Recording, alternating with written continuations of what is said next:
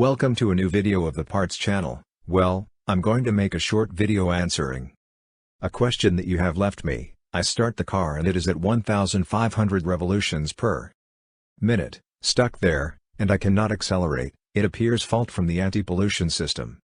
He disconnected the cables that go to the flow meter, that is, to the MAF sensor, and the car runs fine, but neither the turbo nor the electrovalve works. Here, the only solution is to carry out a forced regeneration of the particulate filter. The vehicle is asking you to do so, that is why this warning appears. As there is some type of obstruction, because what the vehicle is doing is limiting itself because of that, it disconnects the turbo, precisely, so that there is no excess pressure. That it cannot evacuate through the exhaust, because of that obstruction in the anti-particulate filter.